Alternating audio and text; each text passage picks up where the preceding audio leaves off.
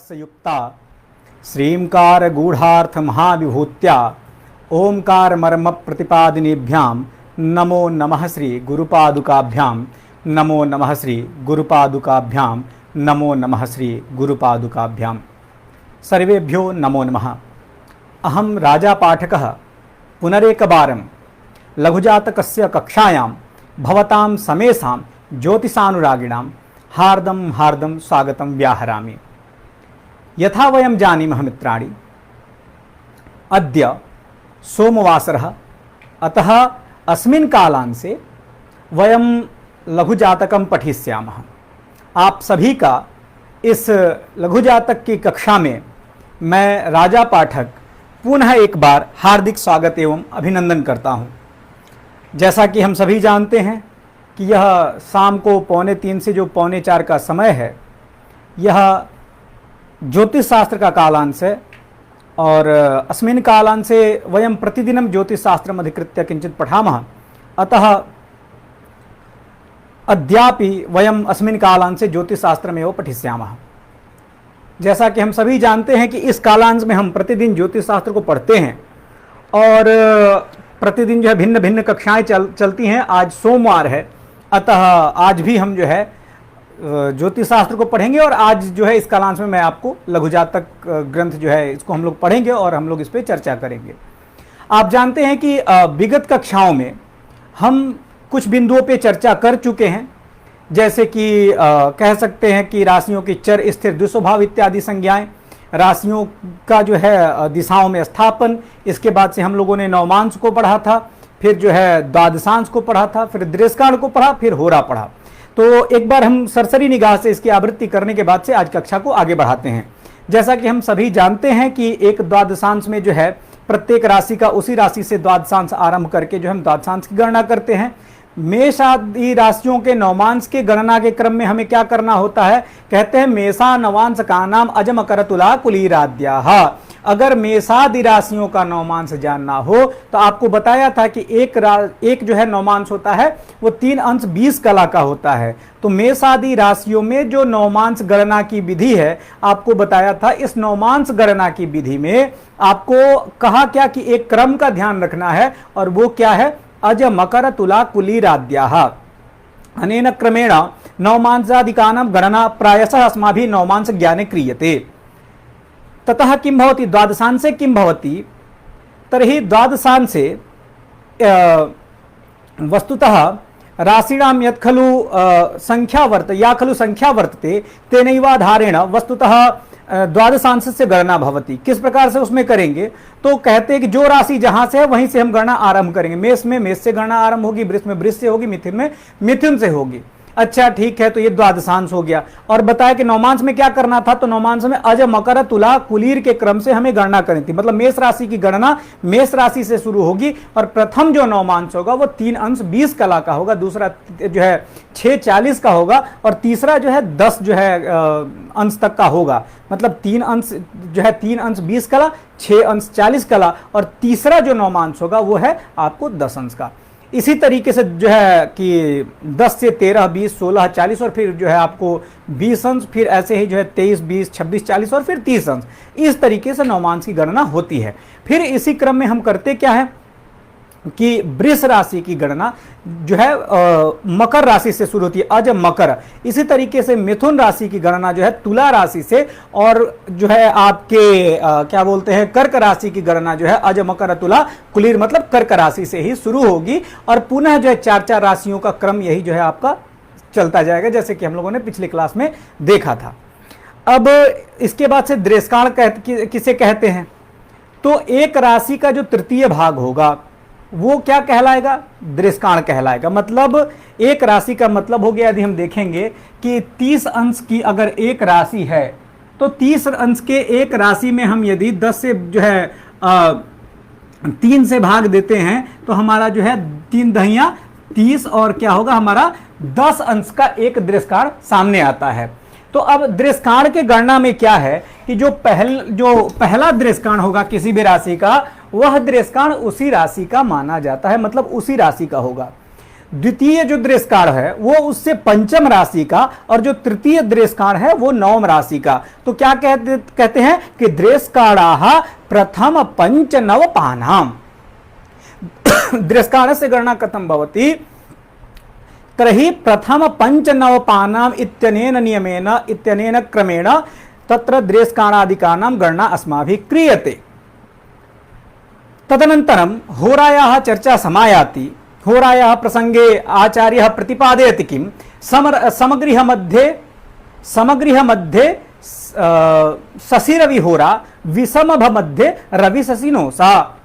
क्या कहा कि समगृह मध्य यदि सम राशियों की होरा हमें देखनी है तो एक बार हम सामान्यतः अगर देखें, इस पे विचार करते हैं तो आप देखेंगे कि जो मेष आदि 12 राशियां हैं, अगर हम देखें जो ये मेष आदि राशियों का जो क्रम है, तो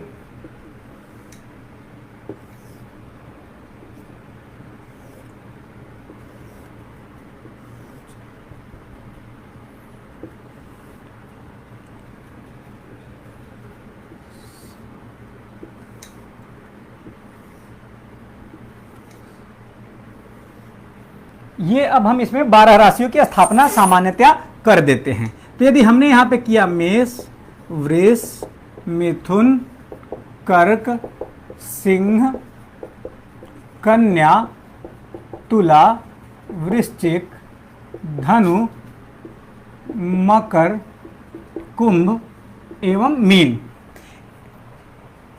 एते मेषादयः 12 राशयः सन्ति। अस्मिन्नेव प्रसंगे होरा ज्ञान प्रसंगे आचार्य प्रतिपादयति किं समगृह मध्ये शशि रवि होरा विषमभ मध्ये रवि शशिनो सा। समगृह मध्ये शशि रवि होरा भवति इत्यनेन क्रमेण केन प्रकारेण के समराशयः सन्ति। समराशयः सन्ति यथा वृषः, कर्क, कन्या, वृश्चिक, मकर, मीन, एते समराशयः सन्ति यथाक्रमेण 2, 4, 6, 8, 10, 12। ये जो है आपको विषम राशियां, सम राशियां हो गई। और विषम राशियां कौन सी हो गई? 1, 3, 5, 7, 9 और 11। तो अब क्या कहते हैं, आपको बताया था कि इसी क्रम में 15 अंश तक जो होगी हो रहा वह विषम राशियों में। क्या कहा कि सबसे पहले अगर हम देखेंगे कि विषम राशियों में 15 अंश तक किसकी होरा होनी है, तो सूर्य की। यहां देखें, और 15 से लेकर के अगर हम देखेंगे तो बाकी शेष जो है 30 अंश तक किसकी होरा होगी, तो चंद्रमा की। इसी तरीके से अब विषम राशियों में क्या होगी, तो पहली होरा जो है चंद्रमा की, फिर सूर्य की, फिर इसी क्रम को आवृत्त कर देंगे, सूर्य की, फिर चंद्रमा की, फिर चंद्रमा की, फिर सूर्य की। इस तरीके से बाकी अन्य जो है गृहों में भी अनेनैव क्रमेण गणना भविष्यति इति। पुनः इदानीम् अग्रे पठिष्यामः। अत्र किं भवति, अस्मिन् प्रसंगे आचार्यः प्रतिपादयति अग्रिमायां पंक्तौ आचार्यः त्रिंशांशस्य चर्चा करोति इति।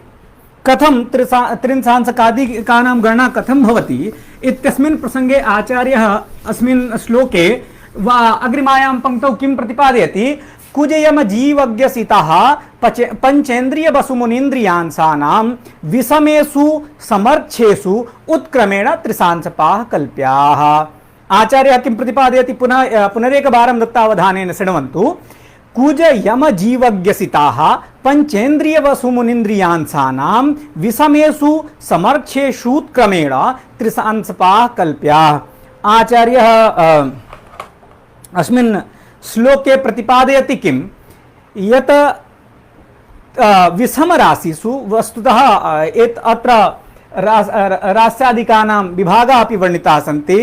तत्र विषम राशिषु किं भवति, यथाक्रमेण कुजादीनां पंचादयोः भागाः त्रिंशांशकाः कल्प्याः इति आचार्यः अस्मिन् श्लोके प्रतिपादयति।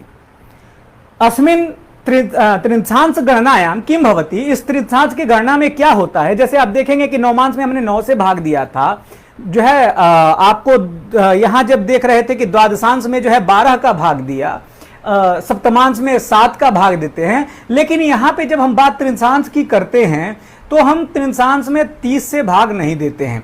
विभाजन तो वस्तुतः 30 अंश का ही होता है, लेकिन इस 30 अंश के विभाजन में जो है यहां क्या किया जाता है, इस 30 अंश के विभाजन में, कि इनको भिन्न भिन्न अंश प्रदान किए गए हैं।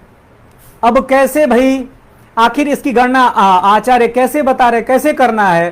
तो आचार्य कहते हैं कि वस्तुतः अस्मिन् श्लोके आचार्य प्रतिपादयति यत् अंगारकस्य 5 ततः परम मंदस्य 5 ततः बृहस्पति कृते 8 ततः बुधस्य कृते 7 शुक्रस्य 5 अनेन प्रकारेण तदा समराशिषु किं भवति? आचार्यः प्रतिपादयति अस्मिन् श्लोके समर्च्छेषु उत्क्रमेण, अर्थात ये विभागाः प्रथमे ये विभागाः अस्मिन् श्लोके वर्णिताः सन्ति वस्तुतः विषमराशिषु, तेषाम् एव उत्क्रमेण समराशिषु गणना कार्या।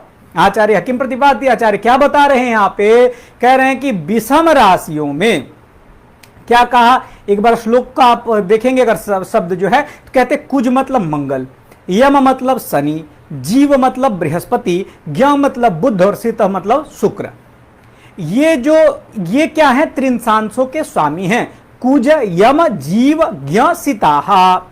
अब कहे कि भाई इनका विभाजन कितने कितने का हो, तो कहते हैं कि 5 माने 5, इंद्रिय भाई जो है कितना हुआ 5, वसु 8 मतलब अष्टवसु, मुनि माने ऋषि 7 ऋषयः, इंद्रिय तत्र इंद्रियाणि 5 सन्ति अतः 5 मतलब क्या हुआ? कुज यम जीवज्ञ सिताः 5 इंद्रिय वसु मुनि इंद्रिय अंशानाम विषमेषु विषमराशिषु अनेन प्रकारेण भवति। समराशिषु केन प्रकारेण भवति? समर्च्छेषु उत्क्रमेण त्रिंशांशपाः कल्प्य आचार्य अत्र प्रतिपादयति। इति कथं भवति वयम् उदाहरणेन अत्र पश्यामः। अत्र किं प्रतिपादयति आचार्यः? दत्तावधानेन पश्यन्तु। अत्र किं भवति? अत्रापि 12 राशयः सन्ति, एतेषां मेषादि राशीणां विभागः अपि अत्र तेनैव प्रकारेण करणीयं वर्तते। अत्र त्रिंशांशपाः दत्तावधानेन पश्यन्तु अनेन प्रकारेण।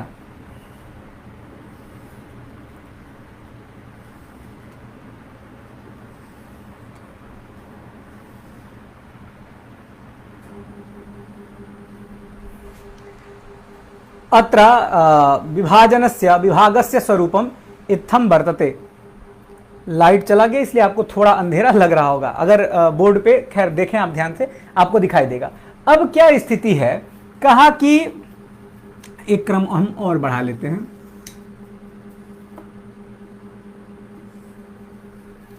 ठीक है, अब आइए इसका क्रम क्या है देखिए। अब कहते हैं कि यहां पे आ जाइए, हम यहां 2 विभाग इसका और कर देते हैं और यहां बताते हैं कि अब कैसे त्रिंशांश का विभाजन किया जाएगा। यदि मान लीजिए हमने रखा त्रिंशांश के स्वामी, हमने ऐसा रख लिया त्रिंशांश के स्वामी, फिर भी यहां भी वही चीज हम रख देते हैं। अब आते हैं, कहते हैं क्या कि त्रिंशांशपाः कौन कौन से होंगे? तो कुज यम जीवज्ञ सिताः। इन्होंने आचार्य ने क्या कहा? कहा कि कुज यम जीवज्ञ सिताः। कुज यम जीवज्ञ सिताः का मतलब क्या था? आ जाइए, मंगल विषम राशि में, यहां हमने लिखना है विषम राशि, और यहां क्या है? सम राशि। ठीक है, तो विषमेषु कथम भवति? प्रथम भौमः, तदनन्तरं शनिः, तदनन्तरं बृहस्पतिः, तदनन्तरं बुधः, शुक्रः। एते त्रिंशांशपाः वर्णिताः सन्ति अस्मिन् श्लोके। तत्र अंशादीनां विभागः कथं भवति, आचार्यः कथम अंशादिकानां विभाजनं करोति इत्यस्य प्रतिपादनम् अस्मिन्नेव श्लोके प्रतिपादयति। कथम पंच पंच तदनन्तरम् अष्ट सप्त पंच एते विभागाः विषमराशौ वर्णिताः सन्ति।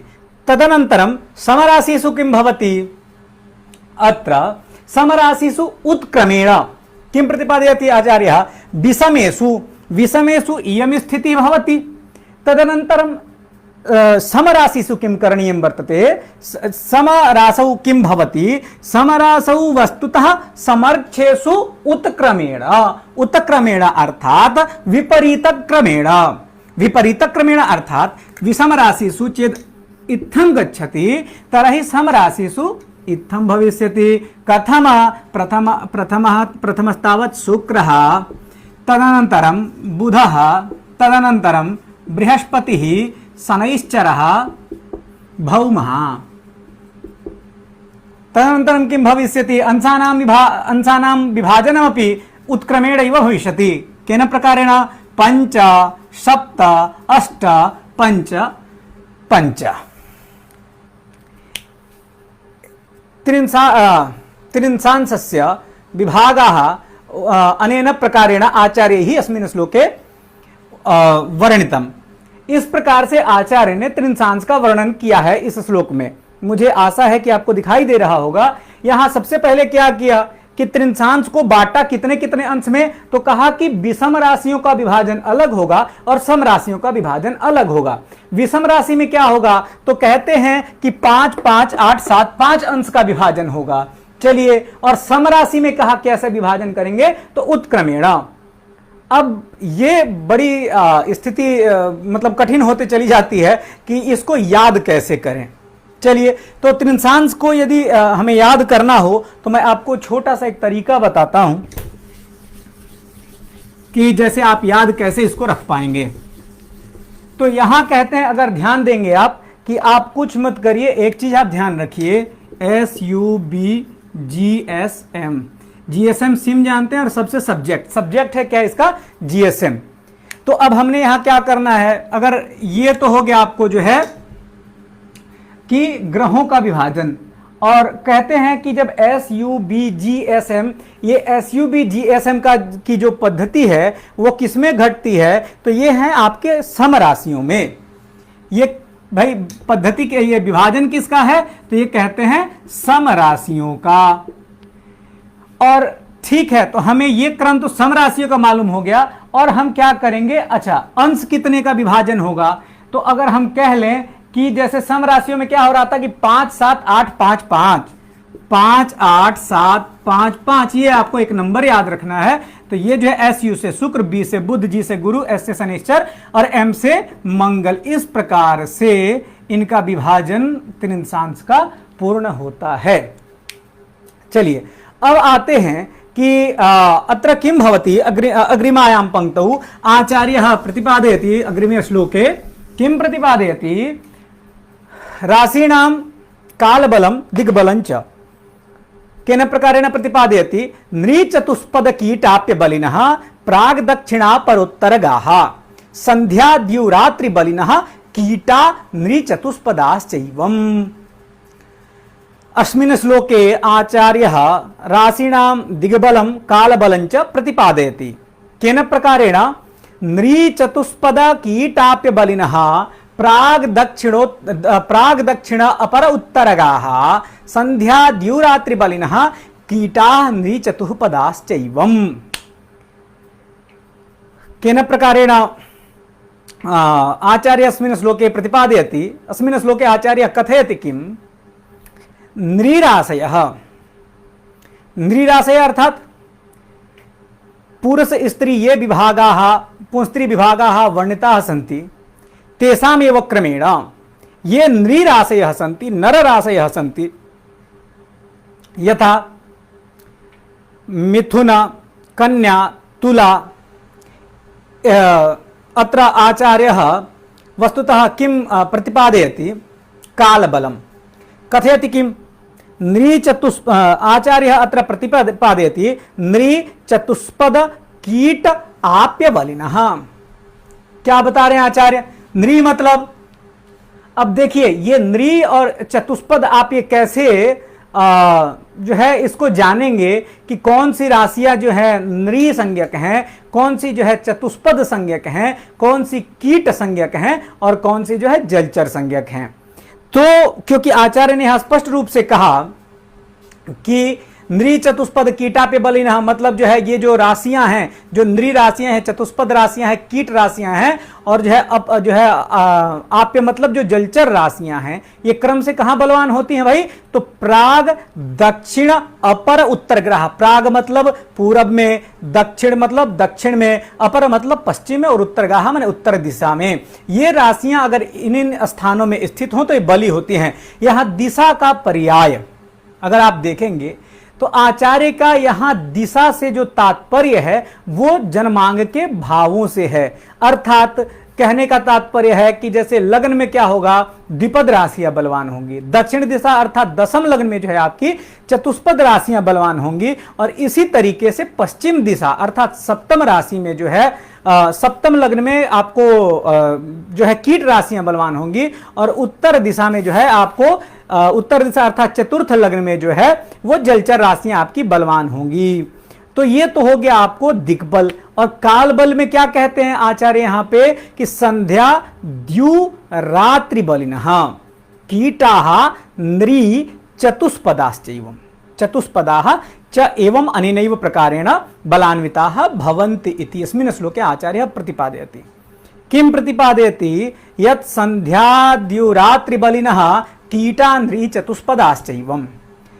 अर्थात कहते हैं कि संध्या मतलब संध्या में, संध्या काल में, दोनों ही काल में, जो प्रातः कालीन संध्या और सायंकालीन जो संध्या काल है उसमें कौन सी राशि बलवान होगी? तो संध्या द्युरात्रि बलिनः अत्र क्रमेण कीटाः, अर्थात संध्या काले कीटाः बलान्विताः भवन्ति, ये कीट राशयः सन्ति ते बलान्विताः भवन्ति। फिर कहते हैं कि द्यु, द्यु माने दिन में, तो दिन में कौन? नृ माने जो है जो द्विपद राशियां हैं, और रात्रि बलिनः चतुष्पदाः अर्थात जो चतुष्पद राशियां हैं वो रात्रि में बली होती हैं। अब देखिए यहां जो आचार्य ने विभाग बताया कि नृ चतुष्पदाश्चैवम्, एक मैं आपके लिए एक ग्राफ बताता हूं फिर समझ में आएगी बात।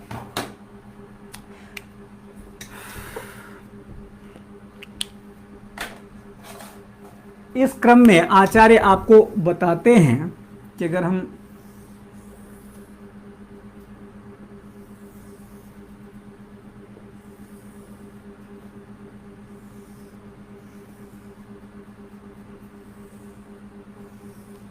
चलिए अब आप देखें तो कहते आचार्य का यहां तात्पर्य क्या है कि लग्न में कौन सी राशियां बलवान होंगी, आपको जो है मतलब कहते हैं कि यहां पूर्व दिशा यानी लग्न में कौन सी राशियां बलवान होंगी? द्विपद राशि। ठीक है, ये बात आपको समझ में आ गई। अब दक्षिण दिशा में अर्थात दशम लग्न में कौन सी राशियां बलवान होंगी? तो चतुष्पद राशियां। चलिए यहां भी बात समझ में आ गई। अब इसके बाद कहते हैं कि पश्चिम दिशा में जो है आपको कौन सी राशियां बलवान होंगी? तो कीट राशियां। और कहते हैं कि जो आपका जो उत्तर दिशा है उस उत्तर दिशा में कौन सी राशि बलवान होगी? तो जलचर। ये बात आपको समझ में आ गई। ठीक है, अब आगे चलते हैं कि इन स्थानों में अगर ये राशियां हैं तो ये राशियां इन भावों में बलवान मानी जाती हैं। अब कह रहे हैं कि इसको अगर मैं कहूं आपसे कि ध्यान रखना है कि कौन सी राशि द्विपद है और कौन सी चतुष्पद है, तो इसका विचार आप कैसे करेंगे? आप यदि स्वरूप को देखें, और स्वरूप की चर्चा यहाँ पे जो है आचार्य वराहमिहिर जो है लघु जातक में बहुत स्पष्ट रूप से तो नहीं करते हैं, अभी आगे के अध्याय में हो सकता है जो है कि अभी आपको बताएंगे हम जो है कि कैसे इनकी गणना आपको करनी है। तो आप देखें बृहद जातक में आचार्य बड़े ही स्पष्ट रूप से इसको बताते हैं। मेष राशि का आपने स्वरूप देखा होगा, वो कैसा है? भेड़ के जैसा है। तो मेष यदि भेड़ के जैसा, तो भेड़ जो है कौन सा जो है कह सकते हैं कि 4 पैर वाला है कि 2 पैर वाला है? तो आप कहेंगे भाई ठीक है, जो भेड़ को 4 पैर होते हैं। अच्छा, वृषभ जो राशि है उसमें जो है कैसा स्वरूप है? तो भाई बैल का स्वरूप है। तो बैल के कितने 4 पैर होते हैं? तो 4, ये चतुष्पद हुआ। मेष राशि जो है भेड़ है इसलिए ये भी चतुष्पद हुआ। यहां बात आपको समझ में आई? जो आपकी मिथुन राशि है इंद्रिय युग्म है, तो वहां आप देखेंगे तो जो है ये द्विपद राशि हो गई। जो कीटः, अब कर्क जो है, केकड़ा जो है, कर्क राशि का स्वरूप कैसा है, तो केकड़े के जैसा, कीटः कर्कट राशि ही। तो जो आपका जो कर्क राशि है वो कर्क राशि कैसी है भाई, तो कीट है, इसलिए जो है कर्क राशि की क्या संज्ञा दी गई है, कीट संज्ञा दी गई है। यहां रटने की जरूरत नहीं है, सामान्य अगर आप समझ लेंगे तो आपको बातें ये सारी समझ में आ जाएंगी। अब बात चलिए, अब क्या हुआ कि कीट। अब हम आते हैं, और एक चीज आपको और बता दूं, नहीं तो अगर आपके साथ हो सकता है स्क्रीन पे अगर उल्टा दिख रहा हो तो ये 1 2 3 4 5 6 7 8 9 10 11 12। अब ये भावों के हिसाब से मैंने इनका जो है नंबरिंग किया हुआ है। अब कहते हैं कि कर्क राशि तक हो गई। सिंह जो है कैसा है भाई, सिंह का कैसा स्वरूप है, तो शेर है। तो शेर कितने पैर वाला है, तो 4 पैर वाला। इसी तरीके से कन्या राशि है, तो कन्या राशि प्लवगाच कन्या, भाई कन्या है तो भी जाहिर सी बात है 2 पैर वाली है।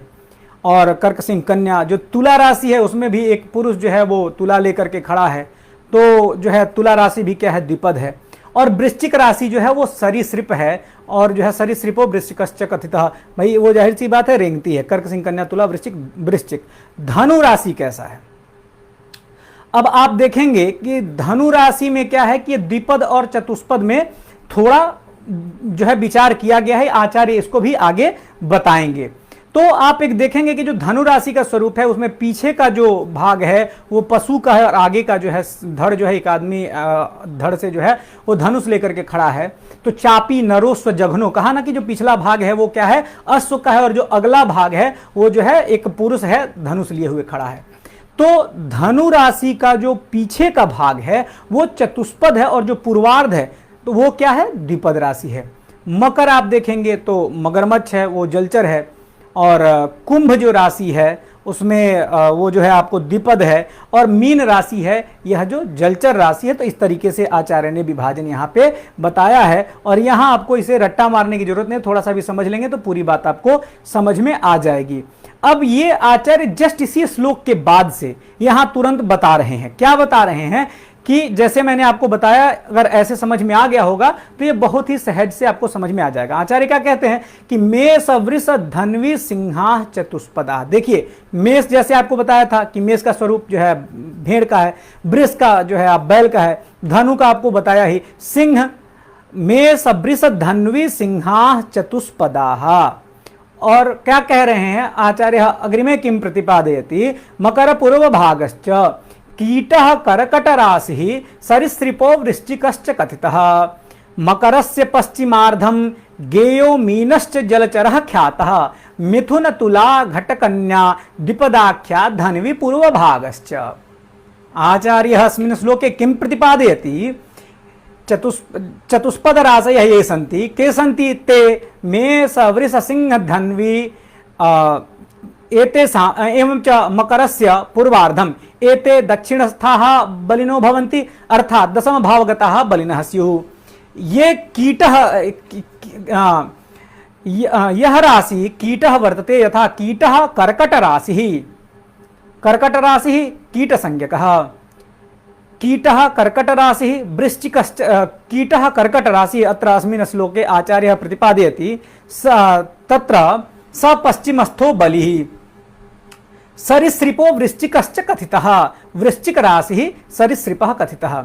मकरस्य पश्चिमार्धम, मकर राशि में क्या था, आपको क्या बताया था कि भाई मगरमच्छ का जो है आधा, मकर राशि में क्या है कि मगरमच्छ है, लेकिन उस मगरमच्छ में भी जो आगे का धड़ है वो हिरण के जैसा, और पीछे का जो है वो आपका शरीर वो मगरमच्छ का है। तो जो पूर्वार्ध जो होगा मकर राशि का वो होगा आपको चतुष्पद, और जो पश्चार्ध मतलब पीछे जो वाला होगा वो क्या कह रहे हैं आपको कि जलचर होगा, क्योंकि भाई वो जलचर है। और मीनश्च जलचर ख्याता, और मीन जो है राशि क्या है, जलचर है। और क्या कह रहे हैं, मिथुन तुला घट कन्या द्विपदाख्या। मिथुन तुला घट मने जो है आपको कुंभ, और कन्या राशि द्विपदाख्या। द्विपद संज्ञक राशयः सन्ति, धनवी पूर्व भागश्च, और क्या कह रहे तो धनु राशि का पूर्व भाग। आपको बताया था कि धनु राशि में क्या था, जो पीछे का जो भाग था वो पश्चिमार्ध जो है वो एक अश्व चापी नरोस्व जघनु, ये साफ साफ कहते हैं आचार्य कि वो जो है अश्व का जघन है। तो पीछे का जो भाग है उत्तरार्ध जो है वो चतुष्पद है और पूर्वार्ध जो है वो क्या है आपको द्विपद है। तो कह रहे हैं कि धन विपूर्व भागश्च, ये धनु का पूर्व भाग जो है ये इन राशियों का विभाजन आचार्य ने यहां पे बताया है। अब अग्रिमायाम पंक्तौ अग्रिमे श्लोके आचार्य किं प्रतिपादयति यत राशि बलानि किं प्रतिपादयति अधिपयुतो दृष्टो वा बुधजीवयुतेक्षितश्च यो राशि स भवति बलवान यदा युक्तो दृष्टोऽपि वा शेषैः। पुनः दत्तावधानेन शृण्वन्तु। अत्र किं प्रतिपादयति आचार्यः, अधिपयुतो दृष्टो वा बुधजीवयुतेक्षितश्च यो राशिः स भवति बलवान् यदा युक्तो दृष्टोऽपि वा शेषैः। अस्मिन् श्लोके आचार्यः सम्यक्तया प्रतिपादयति किम्, अधिपयुतः अर्थात स्वस्वामिना युतः, दृष्टो वा दृष्टः स राशि बलवान भवति। अधिपयुतो दृष्टो वा अग्रिमावस्थायां किं प्रतिपादयति, बुध जीवयुतेक्षितश्च यो राशि अर्थात बुध जीवयोः तत्र युक्तो दृष्टो वा स राशि अपि बलवान भविष्यति। पुनः अग्रिमे किं प्रतिपादयति, स भवति बलवान यदा युक्तो दृष्टोपि वा शेषैः। अर्थात अस्मिन् पंक्तौ आचार्यः प्रतिपादयति किम्, अनुक्त दृष्टो युतो वा स्वस्वामिना अदृष्टः अन्यैः ग्रहैः दृष्टः तर्हि स बलवान न भवति, अर्थात स राशि बलवान न भवति। आचार्यः प्रतिपादयति हिंद्यां शृण्वन्तु किम, कि जो राशि अपने स्वामी से, अधिप मतलब स्वामी से, तो जो राशि अपने स्वामी से युत हो अथवा दृष्ट हो, या वा एक कंडीशन लगा रहे हैं कि बुध जीव युतेक्षितश्च, बुध जीव क्या बता रहे हैं आचार्य कि बुध जीव युतेक्षितश्च, बुध जीव से, बुध मतलब बुध और जीव मतलब बृहस्पति से युक्त हो अथवा इच्छितश्च मतलब देखा जा रहा हो, यो राशि जो राशि, स भवति बलवान वह बलवान होती है। और यदा युक्तो दृष्टोपि वा शेषैः, यदि वह अन्य से युक्त हो, दृष्ट हो अथवा जो है अन्य कोई कंडीशन हो तो वो राशि बलवान नहीं होगी। बात समझ में आई? अर्थात क्या हुआ कि अपने स्वामी से न देखी जा रही हो तो वो राशि जो है बलवान नहीं होती है। अब चलिए मैं इसे मिटाता हूं और आगे अग्रिम श्लोक पे बढ़ते हैं। अब यहां एक स्थिति आचार्य बताते हैं, हम इन भावों के जो नंबर्स थे उनको ऐसे ही रहने देते हैं, 1 2 3 4 5 6 7 8 9 10 11 12। अब आचार्य क्या बताते हैं कि तनु धन सहज सुहृत सुत रिपु जाया मृत्यु धर्म कर्माख्याः किम आचार्यः प्रतिपादयति, तनु धन सहज सुहृत सुत रिपु जाया मृत्यु धर्म कर्माख्याः व्यय इति लग्नाद भावाश्चतुरस्राख्ये अष्टम चतुर्थे। आचार्य क्या बताते हैं यहां पे कि तत्र ये द्वादश भावाः सन्ति, तेषु द्वादश भावेषु तत्र लग्नं प्रथमं पुरुषस्य शरीरं, द्वितीयं धनस्थानं, तृतीयं सहजं, चतुर्थं सुहृत् मित्र संज्ञम वा, पंचमम सुतः, षष्ठम शत्रुः, सप्तमम जाया अर्थात भार्या, अष्टमं मृत्यु, नवमं धर्मः, दशमं कर्म, एकादशम आयः, द्वादशम व्ययः। वस्तुतः भावादिकानां संज्ञा भवति। आचार्य क्या बता रहे हैं इस श्लोक में कि ये आपके सामने 12 भाव हैं। अब आप एक बात जानते हैं कि ये जो जन्मांग चक्र होता है ये वास्तविकता में क्या है, आकाशीय नक्शा है जो ये द्योतित करता है कि कौन सा ग्रह किस राशि में उस व्यक्ति के या उस जातक के जन्म काल में स्थित था। बात समझ में आई। अब यहां कह रहे हैं कि अब इनकी संज्ञा क्या होगी, तो कहते हैं कि जो प्रथम भाव है इसकी जो संज्ञा होती है उसे कहते हैं तनु। तनु मतलब शरीर। द्वितीय भाव की जो संज्ञा है वो है धन, मतलब प्रथम भाव से तन का विचार किया जाता है, शरीर का विचार किया जाता है। द्वितीय भाव से धन का विचार किया जाता है। तृतीय भाव का नाम है सहज। जो चतुर्थ भाव है, इस जो है भाव का एक और नाम है जो है उसको कहते हैं सुहृत, और इसे ही एक और जो है संज्ञा दिया गया है। इसे और एक क्या संज्ञा दी गई है, उसको कहते हैं सुख। फिर पंचम स्थान को क्या कहते हैं, विद्या, अर्थात जो है पुत्र का स्थान है, क्योंकि कहते तनु धन सहज सुहृत। और जो है पांचवा क्या है, सुत। अब जो आपका छठवां भाव है, इस छठवें भाव की संज्ञा एक और है, वो है रिपु। तो तन धन सहृद सुख, तन धन सहज सुहृत सुख रिपु। और रिपु के बाद जो सप्तम भाव है, इस सप्तम भाव का नाम है जाया, अर्थात पत्नी।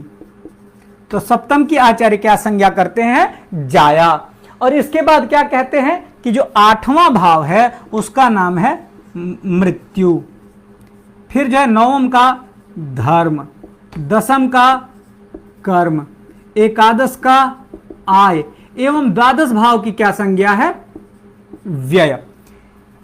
ऐसे जो है इन 12 भावों की संज्ञाएं आचार्य ने बताई हैं। अब आप देखेंगे कि मैं इस पे बहुत ज्यादा चर्चा यहां नहीं करूंगा। एक सामान्य सा विवेचन है कि यदि आप अगर इसको चक्रार्ध को यदि 2 भागों में बांट देते हैं, तो चक्रार्ध को 2 भागों में बांटने के बाद से गणना बिल्कुल समान है। जहां से एक तरफ आप धन जो है लाते हैं, वहीं दूसरी तरफ जो है व्यय जो है संज्ञा है। यहां जहां आप कह सकते हैं कि सहज जो है गण है, वहीं आय है। तो ये एक दूसरे के जो है कह सकते हैं कि सापेक्ष में इन भावों की संज्ञा दी गई है। ठीक है, क्योंकि जहां छठे स्थान से रिपु का विचार किया जाता है वहीं रोग का किया जाता है, ठीक इसके जो है समानांतर इससे मृत्यु का विचार किया जाता है। पंचम से यदि सुत का विचार किया जाता है तो यही हमारे धर्म के धर्मानुकूल ही हमारे संत का जो हमारा संतान है उसका भी आचरण होता है। हमारा जैसा कर्म होगा उसी प्रकार का सुख हमें प्राप्त होगा। जैसे हमारे सहज होंगे वैसे ही हमारे आय की जो है स्थिति होगी, और जैसा हमारा धन होगा उसी प्रकार से व्यय की स्थिति बनती है। ठीक है, आचार्य इस श्लोक में इन चीजों को बताते हैं, लेकिन अब एक ये विशेष बात ये कहेंगे। अब देखिए क्या बता रहे हैं आचार्य अग्रिम श्लोक में कि अगर कुछ संज्ञांतर हैं तेषामपि प्रतिपादनम आचार्यः अग्रिमायां पंक्तौ प्रतिपादयति। किम अत्र विशेषत्वेन आचार्यः कथयति पाताल हिबुक वेश्म सुख बंधु संज्ञा चतुर्थ भावस्य। किम प्रतिपादयति आचार्यः पाताल हिबुक वेश्म सुख बंधु संज्ञा चतुर्थ भावस्य। चतुर्थ भावस्य पाताल हिबुक वेश्म सुख बंधु संज्ञा क्रियते। तदनन्तरं नव पंचमे त्रिकोणे तत्र नव पंचमे त्रिकोणे अत्र त्रिकोण इति संज्ञा क्रियते मया इति न तु मया क्रियते, आचार्यैः एव प्रतिपादितं वर्तते। नव पंचमे त्रिकोणे तदनन्तरं किं प्रतिपादयति आचार्यः, नवमार्क्षं त्रित्रिकोणं च। अत्र आचार्यः त्रित्रिकोण इत्यस्य संज्ञा कस्य करोति, नवम भावस्य। अर्थात नवपंचमे तु त्रिकोण संज्ञके, आचार्य अत्र प्रतिपादयति नवमर्क्षं केवलमेव नवम भावः अत्र त्रित्रिकोण पदेन अभिहितो भवति। किं त्रित्रिकोण, पश्यन्तु अत्र नवम भावस्य अर्थात केवलमेव नवम भावस्य एव त्रिकोण संज्ञा क्रियते। अत्र जो यहां विचार हैं इन्हें मैं मिटा देता हूं जिससे कि आपको साफ साफ समझ में आएगा कि कौन कौन से भाव की कौन कौन सी ये आचार्य विशिष्ट संज्ञा कर रहे हैं। अब हम आते हैं, अब कहते हैं क्या कि देखिए जो अलग अलग संज्ञाएं हैं कि पाताल हिबुक वेश्म सुख बंधु संज्ञा चतुर्थ भावस्य, जो चतुर्थ भाव है इसकी आचार्य अलग अलग क्या क्या संज्ञा करते हैं भाई। तो पाताल हिबुक वेश्म सुख बंधु, ठीक है, ये क्या है, तो पाताल हिबुक वेश्म सुख और बंधु, ये किस भाव की संज्ञा भाई, चतुर्थ भाव की। आपने देखा कि पाताल हिबुक वेश्म सुख बंधु संज्ञा चतुर्थ भावस्य। नव पंचमे त्रिकोणे, तो नवम और पंचम जो क्या हुआ, त्रिकोणे। अतत्र नवमर्क्षम त्रित्रिकोणम, अर्थात नवम भाव त्रित्रिकोण पदेन अभिहितो भवति इति। ठीक है, चलिए ये बात आपको समझ में आई कि आचार्य जो है यहां क्या कर रहे हैं, नवम भाव की त्रित्रिकोण संज्ञा कर रहे हैं। अब और किन किन भावों की भाई क्या क्या संज्ञाएं हैं, तो कहते हैं कि धी पंचमम, अर्थात पंचम भाव धी पदेन अभिहितो भवति, अर्थात जो पांचवा भाव है। अब आप देखिए सिर्फ पांचवें भाव की एक और संज्ञा की है, क्या, धी। धी माने बुद्धि, धी अर्थात बुद्धि, बुद्धि विद्या का विचार किससे होगा, पंचम भाव से। तो क्या कहते, धी पंचमम, जो पांचवा भाव है वो कौन सा, पांचवें भाव की कौन सी संज्ञा दी गई है, तो धी। तृतीयम दुश्चिक्यम, अर्थात जो तृतीय भाव है, इस तृतीय भाव की आचार्य ने क्या संज्ञा की यहां पे, तो कहते हैं दुश्चिक्य। तृतीयम दुश्चिक्यम, ठीक है। और सप्तमम तु यामित्रम, अब जो सातवां भाव है उसकी क्या संज्ञा हुई भाई, यामित्र। इसको हम लोग हिंदी में जामित्र कहते हैं, ठीक है। सप्तमम तु यामित्रम। और क्या कह रहे हैं भाई कि द्यूनम द्यूनम च यामित्रम, द्यूनम द्यूनम च सप्तम भावस्य संज्ञा भवति, सातवें भाव की जामित्र। और एक क्या यहां पे आचार्य ने विशिष्ट संज्ञा किया, द्यून द्यून। बात समझ में आई। तो कहते हैं क्या आचार्य अस्मिन् श्लोके अस्याम पंक्तौ किं प्रतिपादयति कि धी पंचमम तृतीयम दुश्चिक्यम सप्तमम तु यामित्रम द्यूनम द्यूनम च तदवत, मतलब अर्थात तेनैव प्रकारेण अष्टम तदवत छिद्रम अष्टमम, अष्टमम अर्थात अष्टम स्थानं तु छिद्र संज्ञकम भवति इति। एवं अनेनैव प्रकारेण द्वादशम तु रिस्फम, अर्थात जो द्वादश भाव है, जो 12वां भाव है, इसकी आचार्य क्या संज्ञा करते हैं, रिस्फ। ये पूरे श्लोक का आशय है। क्या कहा, 2 श्लोक का आशय इसमें आचार्य ने निहित किया। पिछले श्लोक में आचार्य जो है कि त्रिकोण संज्ञा बताए, चतुर्थ भाव की संज्ञा बताते हैं कि पाताल हिबुक वेश्म सुख बंधु संज्ञा भवति चतुर्थ भावस्य। फिर कहते हैं कि जो है नव पंचमम त्रिकोणम, और जो नवमर्क्षम त्रित्रिकोणम, आचार्य बताते हैं कि जो आपकी नवम राशि, जो नवम भाव है, इसकी त्रित्रिकोण संज्ञा की गई है। अब जब नवम भाव की त्रिकोण संज्ञा कर दी गई तो इस श्लोक में आचार्य फिर बताते हैं कि धी पंचमम, जो पांचवा जो भाव है, अर्थात ये भाव जो आपके सामने दिख रहा है वो क्या है, धी संज्ञक है। तृतीयम दुश्चिक्यम, जो तृतीय भाव है वो दुश्चिक संज्ञक है। सप्तमम तु यामित्रम, जो सातवां है उसकी यामित्र संज्ञा है। और द्यूनम द्यूनम च, और इसी भाव की संज्ञा द्यून द्यून भी की गई है। और फिर क्या कहते हैं भाई कि तद्वत छिद्रम अष्टमम, जो 8वां भाव है इसकी छिद्र संज्ञा है। और द्वादशम तु रिस्फम, और जो 12वां भाव है ये जो है इसकी क्या संज्ञा है, आचार्य ने इसकी जो है आपको क्या कहते हैं जो है कि इसकी द्वादशम तो रिस्फम, अर्थात जो द्वादश भाव है इसकी आचार्य ने रिस्फ संज्ञा की है। अब मुझे लगता है कि आप सभी को ये बात पूरी तरीके से समझ में आ रही होगी, और नहीं अगर आती है तो आप निश्चित रूप से उसे आप कमेंट में पूछेंगे। अब चलिए एक श्लोक हम आज और अंत में पढ़ते हैं कि जो है केंद्रादि की संज्ञा आचार्य क्या करते हैं। कहते हैं कि केंद्र चतुष्टय कंटक लग्न अस्त दशम चतुर्थानाम। क्या कहते हैं आचार्य यहां पे? अस्याम पंक्तो आचार्य किम प्रतिपादयति इस्मिन् श्लोके केंद्र चतुष्टय कंटक लग्नास्त दशम चतुर्थानाम संज्ञा परतः पणफर मापो क्लीमम च तत्परः। आचार्य स्मिन् श्लोके किम प्रतिपादयति लग्न चतुर्थ सप्तम दशमानां चतुर्णाम स्थानानां प्रत्येकस्य संज्ञात्रयम्। तत्र संज्ञात्रयम् कथम? तो कंटक केंद्र चतुष्टय संज्ञा इति क्रियते।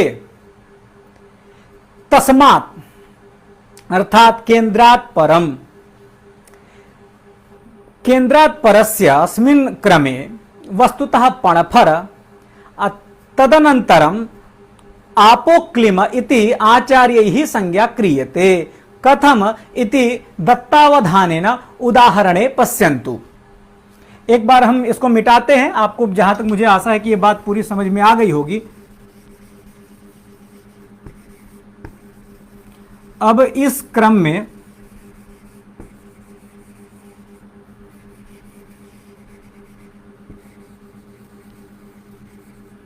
आचार्य बता रहे हैं यहां पे कि देखिए, कहते हैं कि ये जो आपके चार भाव हैं, ये 1 2 3 4, इन्हीं चार की क्या संज्ञा है? केंद्र। और क्या कहते हैं भाई? कंटक। इन चारों भावों का ही क्या नाम है? केंद्र। केंद्र, और इसे भी लिखें यदि, केंद्र और केंद्र। और जिनको जिनको केंद्र कहा, इन्हीं की कंटक और इन्हीं की चतुष्टय संज्ञा है। बात समझ में आई? अब कह रहे हैं कि केंद्र के बाद जो भाव है उसको कह रहे हैं पणफर।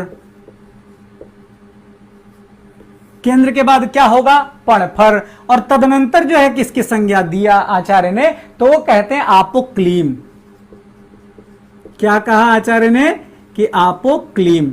अब देखिए, सबसे पहले केंद्र, केंद्र के बाद दूसरा जो होगा, आप यहां देख रहे होंगे, मैं इसी श्लोक, हाँ, आचार्य जो है यहां पे सबसे पहले बताते हैं केंद्र, फिर पणफर, फिर आपोक्लिम, फिर आपने देखा केंद्र, तो फिर केंद्र के बाद से जो एक भाव होगा पणफर, और उसके बाद जो भाव होगा आपोक्लिम, फिर सप्तम भाव की संज्ञा केंद्र, अष्टम भाव की पणफर और नवम भाव की आपोक्लिम। ठीक इसी तरीके से दसम भाव की केंद्र, 11वें भाव की पणफर और आपोक्लिम।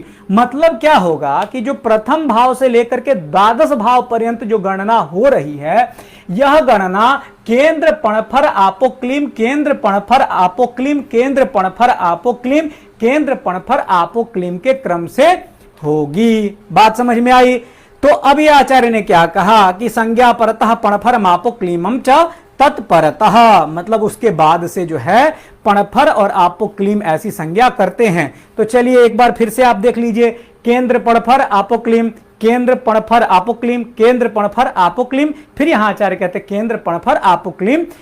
ये द्वादश भावों की क्रम से संज्ञा होगी। मतलब चार भाव जो इसमें होंगे, ये चार भाव केंद्र संज्ञक होंगे, जो बाकी के जो है 8 भाव जो बचे, उनमें से भी जो 4 भाव होंगे वो पणफर संज्ञक होंगे, और उनसे जो आगे के 4 भाव होंगे वो आपोक्लिम संज्ञक होंगे।